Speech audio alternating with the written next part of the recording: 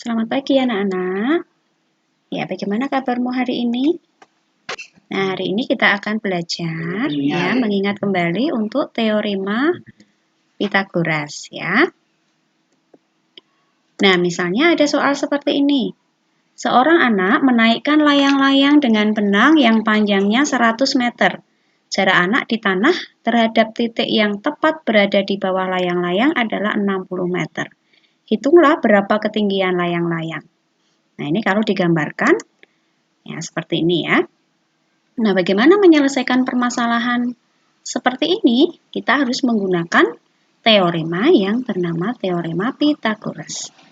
Nah, sebelum masuk ke Pythagoras, kita kenal dulu ya materi prasyarat yang harus kalian ingat kembali. Yang pertama adalah kuadrat suatu bilangan, yaitu bilangan yang dikalikan dari perkalian bilangan itu dengan dirinya sendiri. Ya, misalnya 8 kuadrat atau 8 pangkat 2 itu sama dengan 8 kali 8 dikalikan dengan dirinya sendiri sama dengan 64. Kemudian 10 kuadrat atau 10 pangkat 2 itu sama dengan 10 kali 10 sama dengan 100. Kemudian yang kedua adalah akar kuadrat suatu bilangan. Ya, biasanya ditulis dalam simbol seperti ini ya, akar pangkat 2 dari suatu bilangan ya. Bisa dituliskan pangkat 2-nya, tetapi lebih umum tidak dituliskan seperti ini. Nah, jika B kuadrat sama dengan A, maka akar A sama dengan B. Dengan A dan B itu tidak boleh 0. Contohnya, akar kuadrat dari 25 sama dengan 5. Akar kuadrat dari 36 sama dengan 6. Nah, mengapa kita harus mempelajari teorema Pythagoras? Ya, ada beberapa kegunaan yang bisa kita terapkan dalam kehidupan sehari-hari. Yang pertama, teorema Pythagoras digunakan untuk menentukan jenis segitiga jika diketahui ketiga sisinya. Jadi tidak perlu digambar. Kemudian yang kedua, dapat menentukan panjang salah satu sisi pada segitiga siku-siku. Nah, ini penerapan dalam kehidupan sehari-hari sangat kompleks, sangat banyak ya. Yang ketiga, menentukan panjang diagonal bidang dan diagonal ruang pada kubus atau balok. Kemudian yang terakhir, dapat menyelesaikan permasalahan sehari-hari yang berkaitan dengan penerapan teorema Pythagoras. Nah, kita kenal dulu untuk sejarah Pythagoras ya. Siapa itu Pythagoras? Nah, Pythagoras itu seorang ahli matematika yang dilahirkan di pulau yang bernama Samos ya, di pulau Yunani pada tahun 570 sebelum Masehi. Nah, teorema Pythagoras sendiri sebenarnya sudah dikenal dan diterapkan oleh orang-orang Babilonia dan India berabad-abad sebelum Pythagoras. Tetapi mengapa teorema itu dinamakan teorema Pythagoras? Nah, ada kemungkinan bahwa Pythagoraslah orang pertama yang memperkenalkan konsep ini kepada orang-orang Yunani. Nah, ini misalnya ada tablet pada peradaban Babilonia ya, sebelum teorema Pythagoras ini dikenalkan oleh Pythagoras. Kemudian misalnya lagi piramida. Nah, ini juga menggunakan konsep teorema Pythagoras. Nah, bagaimanakah teorema Pythagoras itu? Nah, kita kenal dulu untuk segitiga siku-siku ya.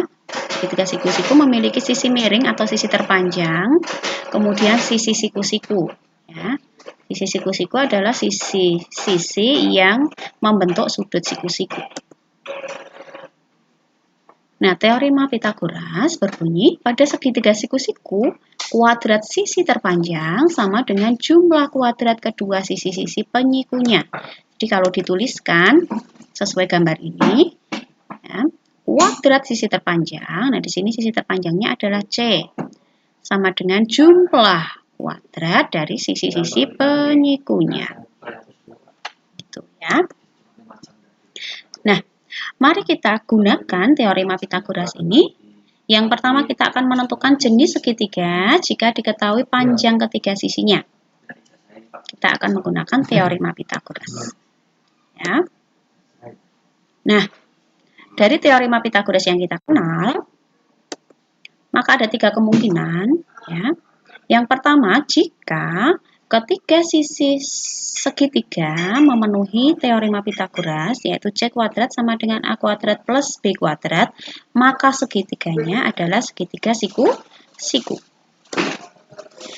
Jika C kuadrat lebih dari A kuadrat plus B kuadrat, maka segitiganya adalah segitiga tumpul. Dan jika C kuadratnya kurang dari A kuadrat ditambah B kuadrat, maka jenis segitiganya adalah segitiga lancip. Nah, contohnya, misalnya segitiga ABC dengan panjang sisinya 7 cm, 8 cm, dan 12 cm. Bagaimana cara kita menyelidikinya? Ya, kita lihat dulu sisi terpanjangnya adalah 12 cm. Nah, kita kuadratkan. Kemudian kita bandingkan dengan jumlah kuadrat kedua sisi yang lain. Ya, jadi bisa dituliskan 12 kuadrat, kita bandingkan dengan 7 kuadrat ditambah 8 kuadrat. Mari kita hitung. 12 kuadrat sama dengan 144, 7 kuadrat 49, 8 kuadrat 64. Kemudian kita hitung apakah 144, kita bandingkan 144 dengan 113. Ya, tentu saja 144 itu lebih besar dari 113. Maka segitiga ABC ini merupakan segitiga tumpul. Nah, contoh latihan soalnya, ya. Yang pertama,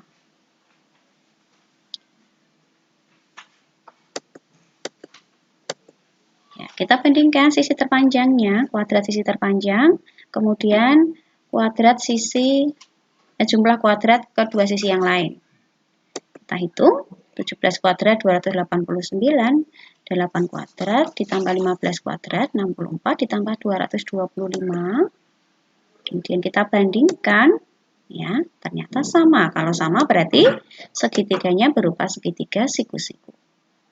Contoh yang kedua, kita lihat sisi terpanjangnya adalah 12. Kita bandingkan 12 kuadrat dengan 8 kuadrat ditambah 10 kuadrat. Ya. Kita bandingkan, nah ternyata 144 itu kurang dari 164, sehingga segitiganya berupa segitiga lancip. Nah, kegunaan yang kedua adalah, ya, menentukan jenis kelompok bilangan triple Pythagoras. Nah, misalnya kita punya kelompok 3 bilangan. Kita akan cek apakah merupakan triple Pythagoras atau bukan. Nah, jika memenuhi teorema Pythagoras, maka kelompok bilangan tersebut merupakan triple Pythagoras. Tetapi jika tidak memenuhi, artinya tidak sama dengan, maka bukan triple Pythagoras. Oke, contohnya misalnya ada kelompok bilangan 8, 10, 12. Kita cek menggunakan teorema Pythagoras yang terpanjang 12, ya, 12 kuadrat kita bandingkan dengan 8 kuadrat tambah 10 kuadrat. Kita hitung. Ternyata 144 kita bandingkan dengan 164. Ya, tidak sama. Berarti kelompok bilangan ini bukan triple Pythagoras. Nah, ini adalah triple Pythagoras yang sering muncul, ya. Jadi mungkin tidak perlu diselidiki, ya. Yang jelas ini, ya, 3, jika ada kelompok bilangan 3, 4, dan 5, ini merupakan triple Pythagoras. Kemudian kita bisa kembangkan dari kelompok bilangan ini, ya, misalnya kita kalikan 2, ya, 3 kali 2 6, 4 kali 2 8, 5 kali 2 10. Ini juga merupakan triple Pythagoras. Misalnya lagi kita kalikan 3, 3 kali 3 9, 4 kali 3 12, 5 kali 3 15. Ini juga triple Pythagoras. Kemudian misalnya lagi kita kalikan 4 dan seterusnya. Ya, ini satu kelompok, ya, ini satu kelompok. Kemudian ada lagi misalnya 5, 12, dan 13, ya. 5, 12, dan 13. Ini juga merupakan triple Pythagoras. Nah, kita bisa kembangkan, kalikan 2. Ya, seperti tadi. Kemudian ini juga merupakan triple Pythagoras ya. Oke. Kemudian yang ketiga, teorema Pythagoras bisa digunakan untuk menentukan panjang sisi segitiga siku-siku. Ya. C kuadrat sama dengan A kuadrat ditambah B kuadrat. Jadi kalau menentukan C saja, maka akar dari A kuadrat ditambah B kuadrat. Ya. Begitu juga kalau menentukan misalnya panjang sisi penyikunya. Misalnya yang A, ya. A kuadrat sama dengan C kuadrat dikurangi B kuadrat. A sama dengan akar dari C kuadrat kurangi B kuadrat. Begitu juga kalau menentukan B. Ya. Nah, contohnya misalkan ada segitiga siku-siku dengan ukuran seperti ini ya. Diminta untuk mencari panjang BC atau X. Nah, karena ini adalah salah satu sisi siku-siku ya, atau sisi penyikunya, maka kita gunakan rumus yang A kuadrat sama dengan C kuadrat kurangi B kuadrat. Masukkan A kuadrat sama dengan, di sini panjangnya adalah 20 cm dipangkatkan 2, kurangi 12 cm pangkatkan 2. Kemudian kita hitung, ya, A kuadrat sama dengan 256 cm pangkat 2. Nah, A sama dengan akar dari 256 cm pangkat 2. A sama dengan 16 cm. Latihan soal yang nomor 1. Misalkan kalian diminta untuk menentukan X atau panjang AB. Ya, jika diketahui kedua sisi penyikunya, maka rumus yang kita gunakan adalah AB kuadrat sama dengan AC kuadrat ditambah BC kuadrat. Kemudian kita masukkan bilangannya, angkanya, kemudian kita hitung. Nah, maka AB sama dengan akar dari 289 cm kuadrat. Sama dengan 17 cm. Oke, yang nomor 2. Segitiga siku-siku. Kemudian kalian diminta untuk menentukan salah satu sisi penyikunya, yaitu LM atau X ya. Maka rumus yang dipakai adalah LM kuadrat sama dengan KM kuadrat dikurangi KL kuadrat. Karena yang dicari adalah salah satu sisi penyikunya. Maka kita masukkan angkanya, kita hitung. Nah, maka LM sama dengan akar dari 225 cm kuadrat sama dengan 15 cm. Demikian anak-anak pembelajaran kita hari ini. Semoga kalian lebih paham ya. Dan tetap semangat dalam mengerjakan setiap tugas yang diberikan. Ya, tetap jaga kesehatan dengan selalu mematuhi protokol kesehatan dimanapun kalian berada.